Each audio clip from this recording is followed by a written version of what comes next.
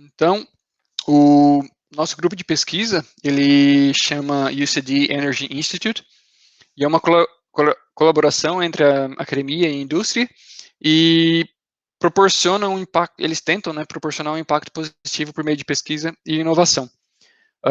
O objetivo deles é fechar essa lacuna, né, de novo, talvez na tradução, entre a pesquisa e a implementação industrial, que a gente estava discutindo agora há pouco.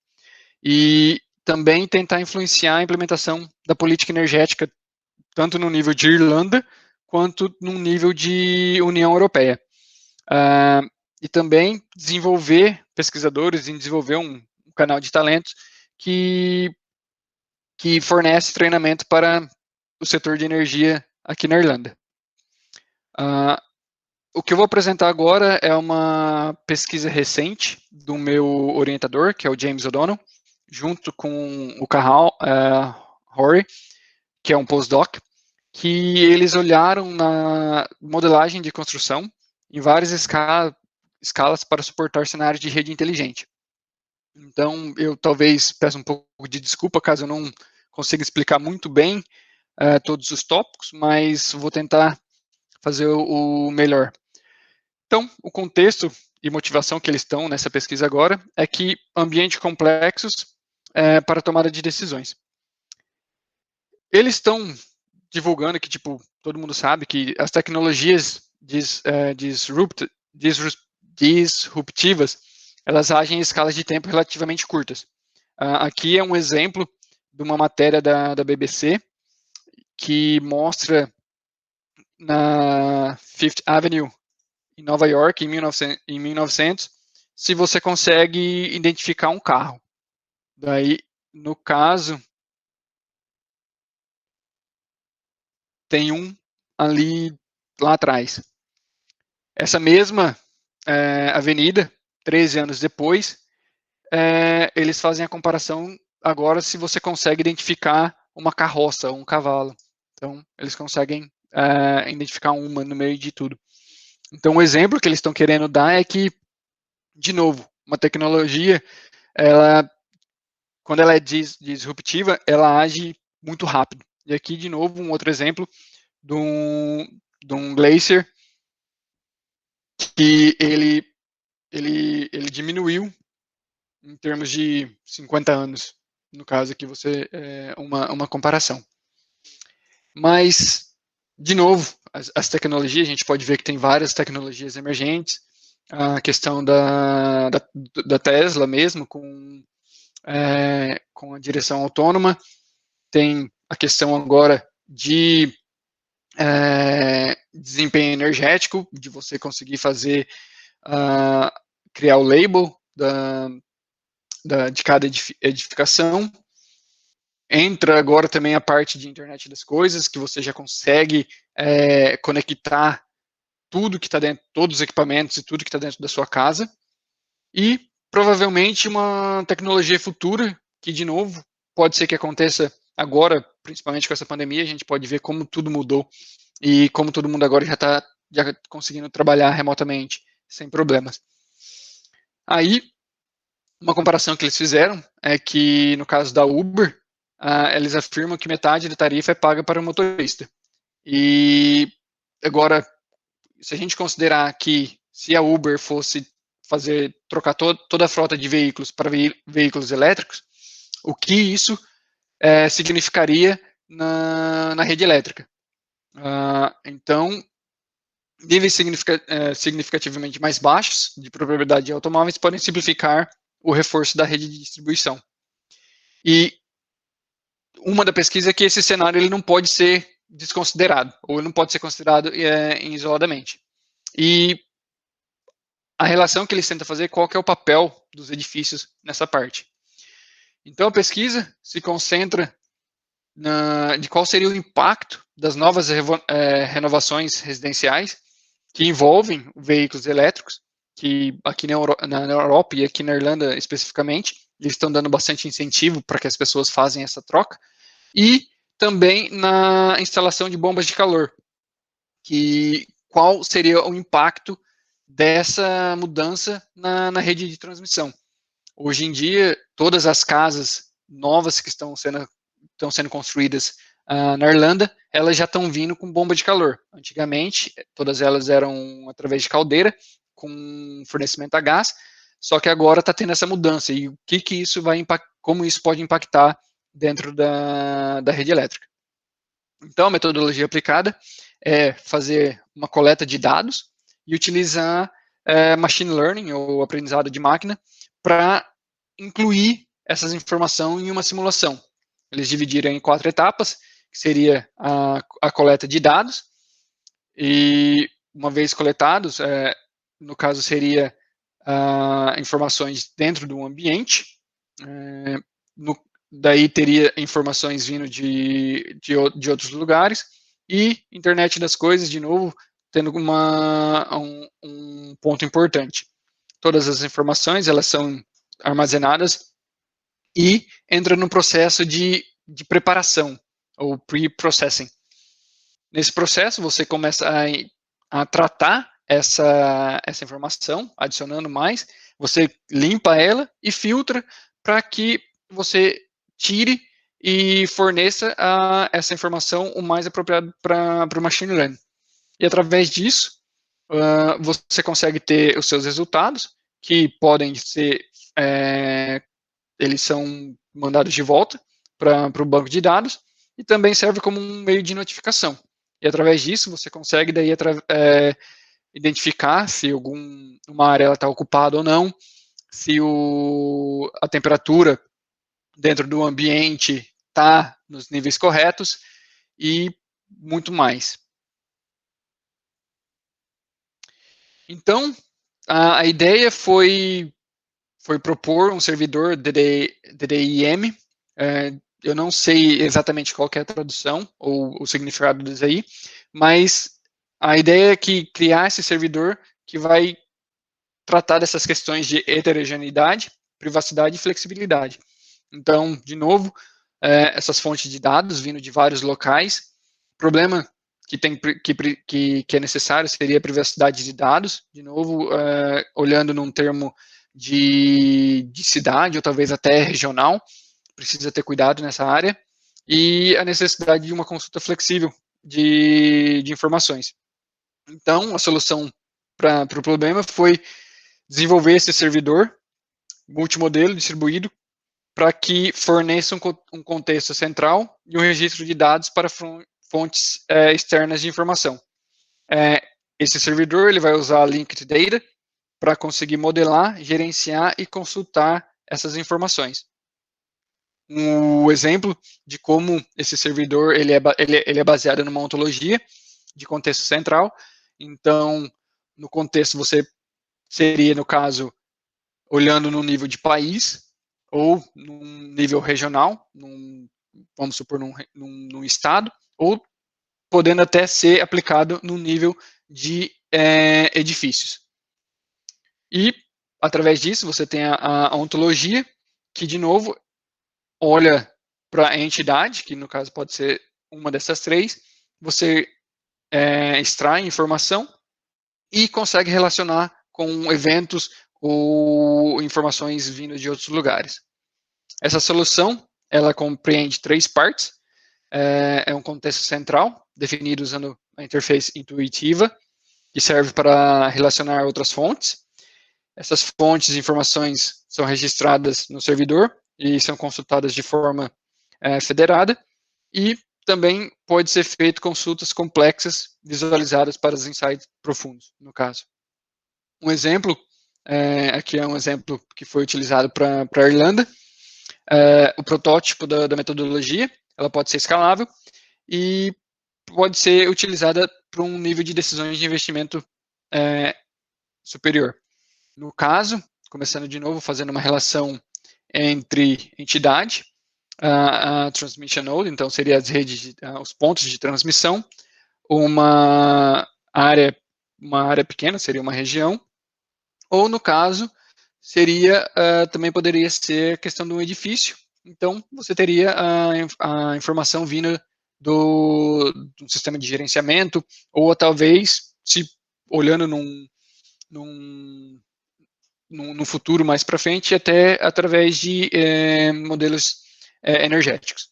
E através disso você consegue ter uma visualização das áreas onde requer maior atenção. No caso aqui, olhando de novo, numa transmissão, olhando na rede de transmissão, ou talvez olhando mais numa parte regional. Daí você consegue, através dos resultados, saber onde que seria o foco. E trabalho futuro nessa área seria para analisar cenários onde quais são os tipos de renovação, se você precisa fazer um tipo de uma renovação mais simples ou talvez um pouco mais complexa, identificar quais os níveis de ocupação, olhando também a captação de veículos elétricos, como eles podem influenciar no consumo, as tipologias de rede de distribuição e influência demográfica. E, de novo, tudo isso utilizando o aprendizado de máquina para poder explorar melhor o espaço da decisão. Esse é a pesquisa que o meu orientador meu ex-orientador tá focado agora ultimamente, mas tem outros conteúdos que são daí para cada estudante. No caso, esse foi um estudo de modelagem de energia, onde envolve uma solução centrada num arquetipo. Acho que um pouco parecida com a pesquisa que o Matheus estava desenvolvendo. Então, aqui para a Irlanda, foi desenvolvido 5 arquetipos. Uma casa, que ela não é associada com nenhuma outra casa, ela não faz, como se diz, ela não encosta em nenhuma outra casa. Uma semi-detached, que seria, no caso, várias casas desse tipo, onde um lado você tem contato com o ambiente e o outro seria uma outra casa. Bungalows, que seriam edificações mais baixas, sem muito, a altura não é tão grande. Apartamentos e apartamentos no último andar. E, através disso, foi feito, utilizando esses modelos, foi feito estudos em cima do sistema de aquecimento e controle, possivelmente pacotes de renovação, a adaptação de veículos elétricos, qual que é a flexibilidade de energia, perfis de ocupação e também a utilização de resposta e demanda, baseado nesse tipo de arquetipos. Aqui, de novo, um estudo feito utilizando esses arquetipos, onde teve uma análise de sensibilidade, comparando os fatores que mais afetam, que mais podem influenciar, no caso, o consumo de energia. Então, nós podemos ver que tem o U-value da parede, como um dos maiores. Aqui seria o heat set point para o ambiente. Aqui seria o U-value das janelas. E nesse caso aqui seria o coeficiente de ganho solar das janelas e como eles influenciam. De novo, para cada tipo de arquetipo. Um outro estudo feito por um dos meus colegas foi utilizar o consumo de gás para fazer estudos de renovação da casa e como isso pode ser, ele pode afetar a construção, ou comparar, na verdade, antes e depois. E ele fez um estudo onde ele conseguiu quase comprovar que tem uma distribuição normal, mas por alguns motivos que eu não vou saber explicar muito bem, ele identificou que existe uma correlação, mas é que essa correlação, às vezes, não é uma distribuição normal. De novo, utilizando os modelos. Na parte de IFC e MVD, tem o trabalho que a gente desenvolveu em parceria com o Anexo 60, que seria também o MVD específico para troca de informação entre BIM e BEPS. Esse trabalho ele está disponível no Automation Construction, e eu estava até comentando antes da gente começar que a Building Smart ela está agora com um projeto onde eles vão expandir o MVD que foi desenvolvido no Nexus 60 para criar um MVD específico para Building Energy Performance Simulation. Então, eles estão começando esse projeto agora. Tanto é que o James O'Donnell, que é o meu orientador, ele se tornou um contribuinte para esse projeto, e a gente estava revisando um material que está sendo desenvolvido pela Building Smart. Então, seria mais uma outra área de pesquisa na parte de MVD e na parte de Building Energy Performance Simulation. Também, em conjunto com, também baseado no estudo que a gente fez com o Nexus 60, aqui também uma outra parte onde a gente usa, ou faz uma ilustração de como o MVD para BEPS, ele define uma zona térmica, e quais seriam as relações, como as relações dentro do esquema IFC, elas podem ser definidas para capturar essa informação necessária.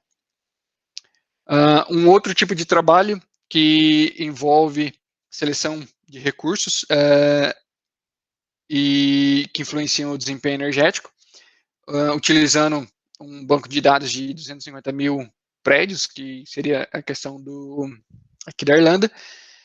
Tem 7 passos, onde o meu colega ele começou com a parte de coleta de dados, onde ele identificou 203 fatores que poderiam influenciar, e através de Machine Learning e Data Processing, processamento de dados, ele chegou num modelo híbrido, que seria a utilização de 16 fatores. E com isso, ele consegue ter uma comparação do tipo de learning algorithms. De novo, desculpa caso eu não consiga explicar muito bem, mas aqui seria o caso, um dos resultados dele. E isso daí, ele pode ser utilizado para criar mapas que mostram porcentagem das classificações de energia de edifícios. Então, no caso, aqui poderia ser, de novo, voltando àquele tópico que a gente discutiu no começo, na parte de distrito ou na parte de uma região, no caso, no estado, podendo ser até em áreas onde você tem uma cidade central e você tem várias ao redor, ou no caso, se focando em edifícios. De novo, esse método ele pode ser utilizado para auxiliar na área na tomada de decisão. Então, de novo, o mesmo mapa sendo representado com diferentes formatos, e daí aqui você pode ver onde, no caso de população, quais seriam as áreas prioritárias para que seja desenvolvido. Então, a combinação desses fatores, você chega a um mapa onde você consegue identificar quais seriam as áreas de extrema prioridade, no caso a área em vermelha, e áreas onde não seria tão relevante assim. E, no caso, também tem um estudo voltado para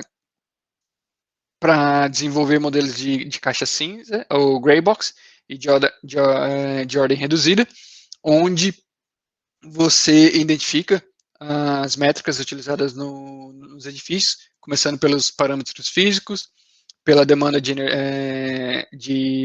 calor, quais são os sistemas HVAC existentes, e se tem algum histórico de reforma.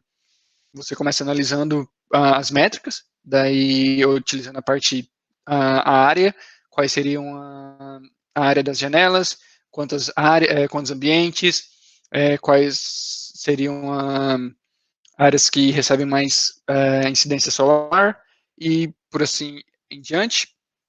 Toda essa informação ela é alimentada num gray box, onde você consegue extrair modelos que, no caso, utilizariam a irradiação solar, a velocidade do vento e a estrutura do prédio. E com isso você consegue daí ter uma calibração e identificação e fazer um estudo em cima dessa informação. Aí, de novo, o modelo para ser avaliado. Um outro estudo, praticamente usando a mesma metodologia que eu apliquei na minha pesquisa, que foi o meu colega, ele desenvolveu um MVD, só que nesse caso ele se focou na parte de conforto térmico em ferramentas de Building Energy Performance Simulation, que seria convencionais. Então, no caso aqui, ele se focou mais no Energy Plus, mas que poderia talvez ser implementado ou ser desenvolvido para ser aplicado, no caso, quando a gente comenta em BEPs avançadas, que seriam na parte de modélica ou um outro estilo. De novo, você pode perceber os conceitos utilizados ou definidos no MVD, mas as entidades e quais seriam os requisitos necessários. Junto com o MVD, ele criou uma ontologia, que seria para Building Thermal Comfort, para análise de conforto térmico, e que destaca quais seriam as relações entre os principais elementos. Daí, a principal contribuição dele, daí no caso, foi esses 5 que foram especificados. Um outro processo que é parecido, que é a extração de informação, nesse caso, focado mais em sistema BAS, para oferecer o suporte de programas DSM baseados em BIM. De novo, um mapa de processos, onde identifica os requisitos e como esses requisitos podem ser retirados através do modelo BIM. E, finalmente, não vou poder dar muita informação, porque acho que isso aqui não consegui muita informação, que é um estudo que vai ser publicado, acho que nos próximos meses, na revista Energy and Buildings, que faz uma revisão da informação para Building Energy. Então, esse seria mais ou menos o foco do nosso grupo de pesquisa.